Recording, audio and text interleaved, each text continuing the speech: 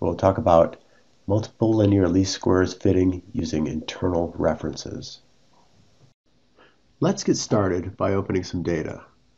Go to File, Open, and under Eels School Data, Sample SIs, Mlls Examples, Silicon L23 Gate Contact. So this is data taken from a semiconductor device, and let's use our spectrum picker tool. So hold down the control key, click and drag to get a spectrum. As we scan through the data, we see that L23 edge changes quite dramatically, and we can use that change to map out the different chemical phases of silicon. The tool we're going to use to map out those phases is the least squares fitting tool. If that's not open for you, just go to the techniques, either under analytical or data fitting, and choose least squares fitting. Before we start doing any fitting, let's take a look at the parameters that we're going to use. The parameters are always in this setup sprocket, and what we have here are the options for MLLS fitting. So these should be the default options that are also in your setup, unless you've already been doing MLS fitting. Under computation, there's two important categories here. One is to use fits, and the other is to use negative coefficients. Unfortunately, we can't do both at the same time due to the limitation of our fitting libraries. What is this all about? So no negative coefficients means that it restricts all of our fitting to positive values. So we know we can never have a negative Eels spectrum. So by having no negative coefficients, that forces all of our Eels spectra to be positive. Now what we'll see here is that we're actually fitting backgrounds too. In the backgrounds, sometimes you want to have negative coefficients. So in this case, let's turn off that negative coefficients. And for computation, let's use the fit weights computed from the data. That means that all of the data values will be scaled by their uncertainty. And by doing that, we ensure that the high intensity signals don't dominate the weaker intensity signals simply because they have more intensity. So this scales everything by its certainty. And we also want to output the reduced chi-squared value, which helps us understand our goodness of fit. And you can leave either fit coefficient or signal range as you see fit. I usually like signal integral because that gives me a better idea of how many electrons are in my spectrum. The fit coefficient is just the raw fitting coefficient, and it depends on how big your reference spectrum is. Whereas a signal integral is scaled with respect to the data that you're analyzing. Okay, so let's go from there. So the first thing I'm going to do after getting my spectrum is create a background on my Eels data. So the background is one of the things that's very hard to deal with multiple linear least squares fitting. And we'll see that there's a few different ways of approaching this. The first way that we're going to focus on is adding the background as one of the references. So I'm just going to make sure I've got a good background fit. You can see if I make it too big, I get a poor fit. In this region, I've got a pretty good fit to my background. And I'm just going to say, add that reference. So I'm going to do the edge, which is the background subtracted edge, and the background itself. So these two models here. And I'm going to call this Si0 or silicon 0 because I know that this is elemental silicon. Okay, we can see that we've got this total fit, which is the black line, and that fits very well to our data. Of course, because those are the references. If we move it around in this region, we see it continues to have a very good fit. As soon as we leave this region, we see that not only does our background fit poorly, you see the extra intensity there and there, but the shape of the spectrum is poor as well. So this is an indication that we need another reference. So I'm going to turn off the 1D fit for a moment and just look at my background. I can move that background window around if I want to. And now I'm going to add that to my fit as well. Since the backgrounds didn't match very well, I'm going to add the background and the edge as well. And we're going to call this Silicide. And of course, if you make a mistake, you can rename that to Silicide. Okay, great. So let's turn on our 1D fit again. And we can see again, we get a really good fit here because this happens to be where we took the reference. If I move that around a little bit, we see that the background is still getting a reasonably good fit in this region, but it's actually adding backgrounds from part A and part B here to get a summed background that fits well. And now as we scan further along, we see that again, we've got a poor fit, both in the background region, so these two slopes don't want to add up very well to this background, and in the edge region. So again, I'm going to turn off my fit, adjust my background, add this to my data, edge and background, and we'll call this nitride. Turn the fit back on, and sure enough, we've got a nice fit. If we scan along some more, we see again we get another region where our edges don't fit so well, but our background is fitting quite well. So our background is well represented here, but we need something else for our edge structure, so we need a fourth reference.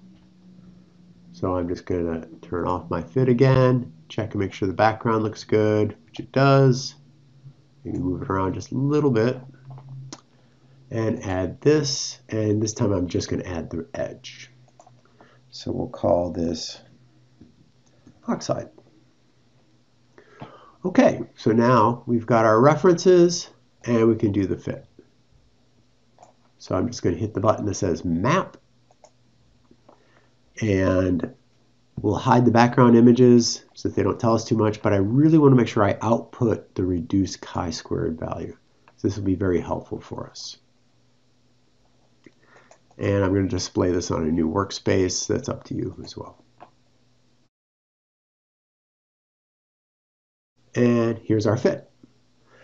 And we see that we get really good fitting over most of the regions of interest. It looks like this region here is actually represented pretty well as a sum of these two, with a little bit of this guy thrown in as well. But the reduced chi-squared is telling us that we missed something important in our data.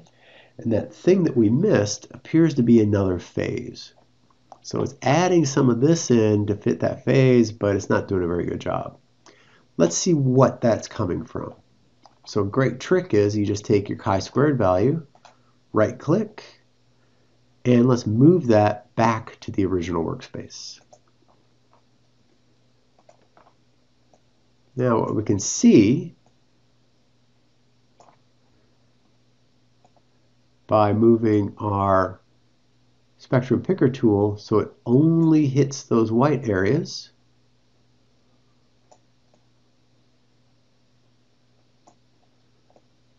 we can see why we're getting a poor fit. So here's negative coefficients that it's adding in. So it's adding negative coefficients here and a whole bunch of all three of these positive, and it still doesn't fit very well. There's a pretty big shift here and here, and it's just not giving us a good fit. So we can use that information to create another reference. So the chi-squared is telling us where we did a poor job in our fitting. I might want to just extend that out, get a couple more pixels there. But we want to make sure we stay in that region of poor fit. Make sure our background fits well, and we'll add that to our fit. Just the edge, because the background is fitting okay, and we call that sub-oxide.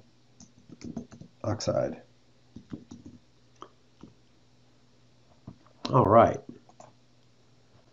Now let's see what happens. We hit our map.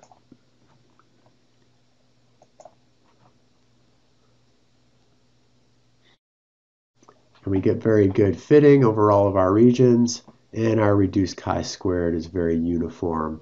So that tells us we have a very good fit. All right, let's explore the options a little bit. One of those options was no negative coefficients. So if we force this now to only use positive coefficients for everything, let's see what happens. We use the same setup. We say map.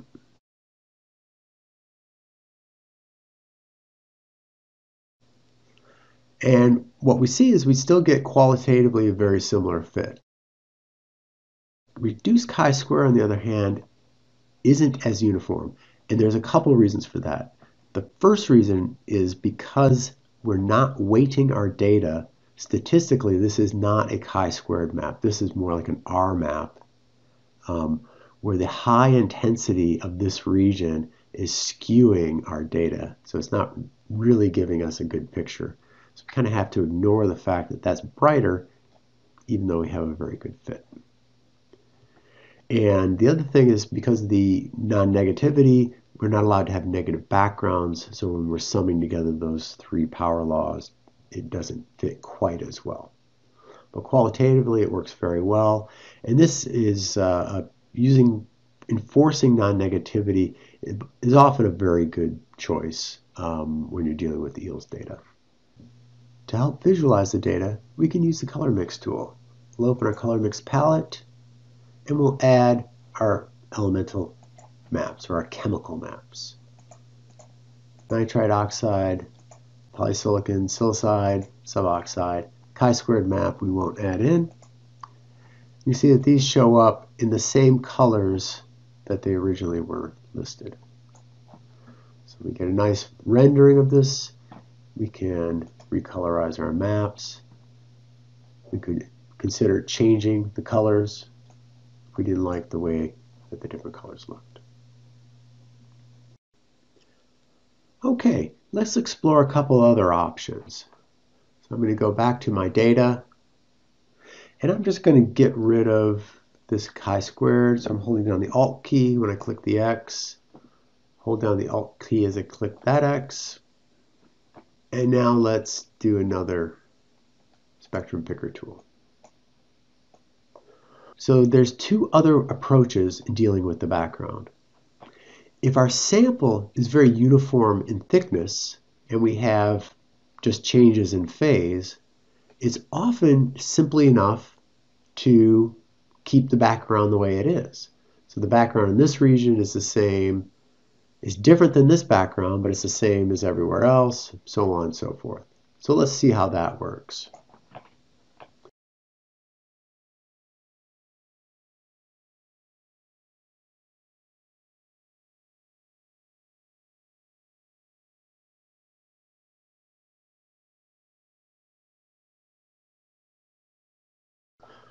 Okay, we've got all of our references set up. The only thing I might want to do differently now is maybe change the fit range a little bit.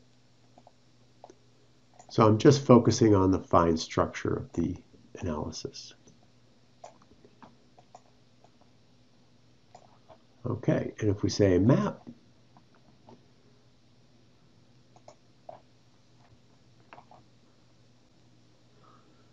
and there we have our four maps. What we see is that the poor fit in the suboxide regions isn't popping out quite as well as it was in the other fit. That is partially because the background is fitting so well, it's sort of pulling everything along in that region. There's some other regions of poor chi-square fit, but otherwise qualitatively we've got a pretty good match. Now our third approach for background fitting is a little bit different. So I'm just going to close this guy out here, Alt X, and start with a new picker tool. Now here we're going to fit the background, make sure it fits reasonably in this area.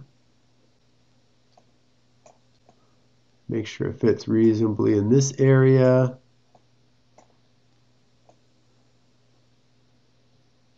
So we want to be sure that we have one background that fits well in all areas.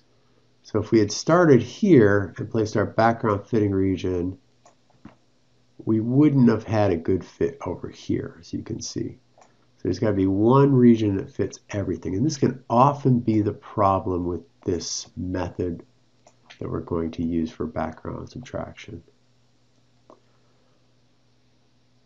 In this case, we've got a pretty good fit. All right, so what we're going to do is go up to where it says SI. We're going to say extract signal spectrum image. So that's going to subtract the background from every pixel in the spectrum image. It may start off looking like nothing happened. That's just because it has a poor choice of where to put the first frame. So this is exactly the same as this guy, but with the background already subtracted. So now you can probably guess what I'm going to do. I'm going to now add my references already subtracted.